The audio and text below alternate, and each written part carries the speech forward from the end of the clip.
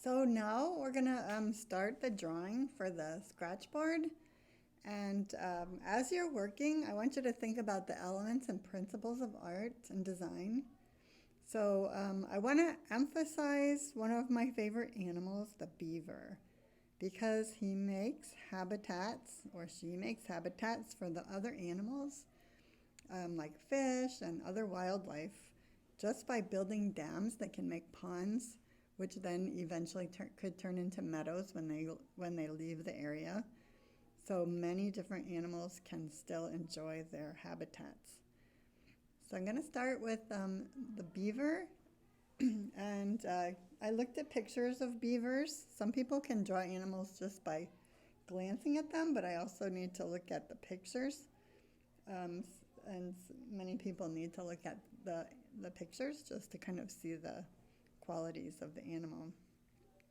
So I want to have vertical, which I used for my birch tree, and I want to have horizontal, which I have the water going horizontally.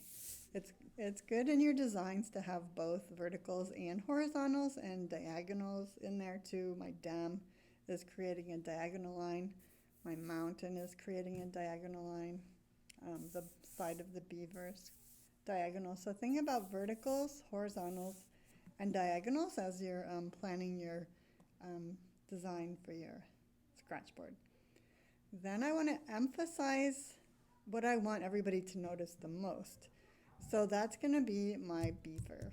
You could, if you wanted to, just have one huge animal that takes up the whole paper, but I wanted to plan it so I have different elements in it.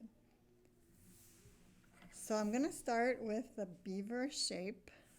Probably you can see I already did start, just kind of doesn't take as long for you to watch. And starting with the nose, which is close to me, so it's going to be pretty big. And then the side of his face, and his mouth, and his chin kind of comes down, and then his body curves. So he's like a oval form. And then his tail comes out.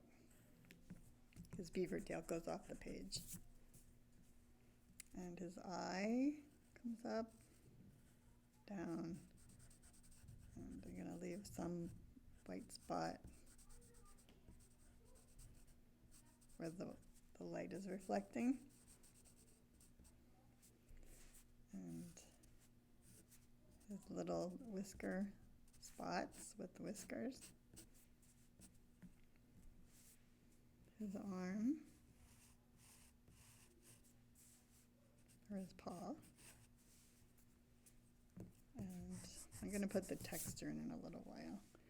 His ear. And then for the texture, I want to have kind of his wet fur. So I'm going to make like long triangular shapes. And it's, I want to have that repeating shape of his fur creates a rhythm. Just like you have in music, you have rhythm. You also have rhythm in art. So patterns create rhythms of the same shape that just keeps repeating and repeating.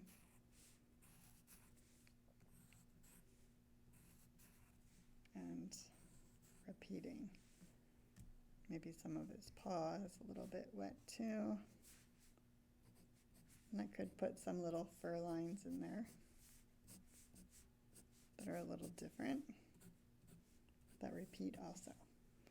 Then I want to emphasize also the part that he's chewing off the bark. So I'm going to make that pretty big with a line where some of the bark has been peeled off. Kind of a free-form shape there. And then the tree is going all the way off the page. As it goes up with this is a birch tree with some of the bark black and some of it white. Can you see?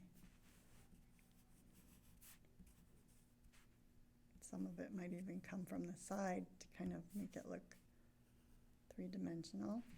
And then down below are tons of little shavings, almost jigsaw puzzle-like pieces that have come off the tree that the beaver has chewed off. And watching him, kind of taking advantage of some of the beaver's work, is a little chippy, little chipmunk. I'll put the shape of his brown stripes in there.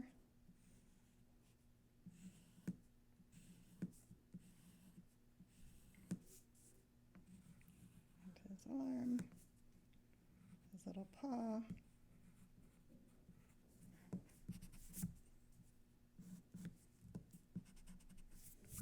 And then continue my pattern of having kind of random shape, free-form shapes of bark that's fallen off the tree.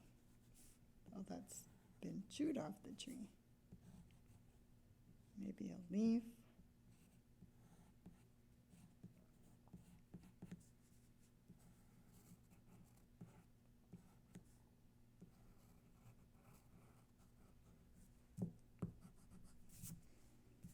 Then on this side, I want to have balance.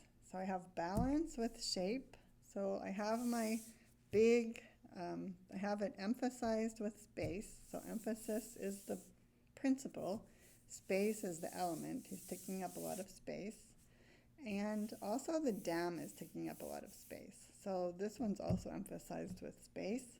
Even though it's not the same thing, it's not symmetrical, but it is asymmetrical because this is pretty big and this is pretty big, so it'll create still a symmetry, but it's called asymmetry. So my dam is going to be balanced. Since I have my beaver on the left side, my dam is going to be on the right side, so I have balance. Just like a scale, if you put things on one side of the scale, you balance them with the other side, or if you're with your dad on the seesaw, you're probably not balanced. But if you're with your friend, you could be balanced on the seesaw. So same thing with balance in art. If you have something on the left side, you put something on the right side. Even if it's not the same shape, it could be the same color or something that's the same, similar size. So I'll keep making lots of branches, and I'm going to put my horizon line in. That's where the water meets the ground. Jump over my tree and my beaver, and then my horizon line where the ground meets the mountain.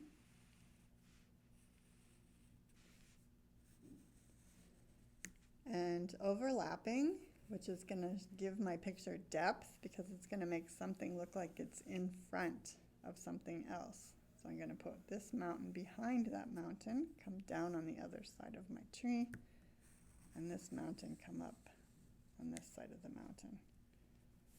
And swimming in the river is another beaver.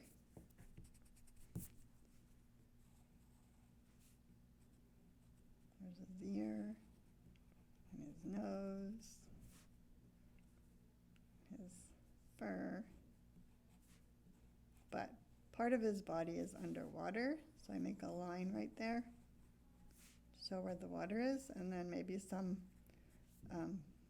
circular shapes to show that as he's swimming through, it's kind of like making the water form different waves as he goes through. And then off in the distance, the waves would be real small, but up close, you might see like a pattern of water or the reflection of water.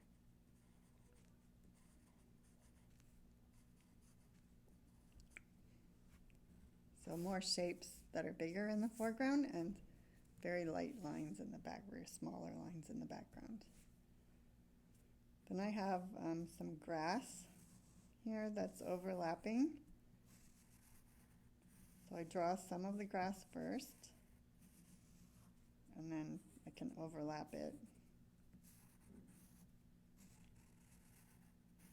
Jump over some of them, like this one's going to jump over that one. So it looks like it's overlapping. This one's going to jump over this one.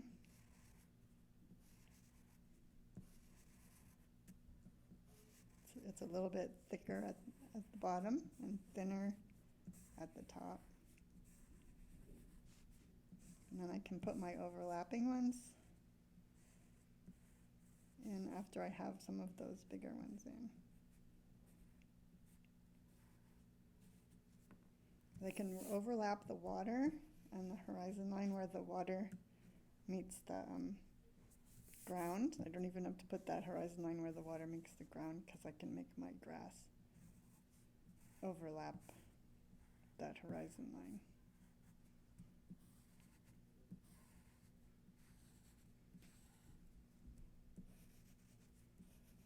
So think about overlapping to create depth and 3 dimensions in your artwork.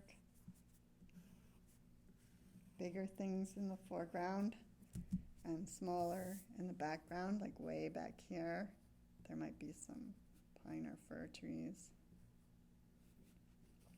They won't have many details because they're so far away. And I can put lots and lots of those in. And as you saw in the video, you saw how many trees he put into his artwork. On the dam, some of these forms are cylinders. I can make them cylindrical.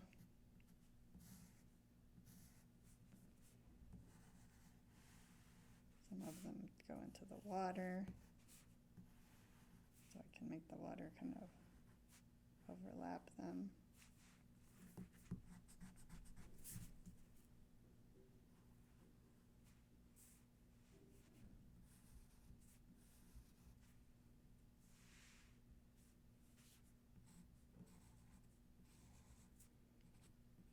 So think of what kind of habitat you want to make, and think about maybe some of the animals that you might be studying in science, where they live. Could be an endangered animal.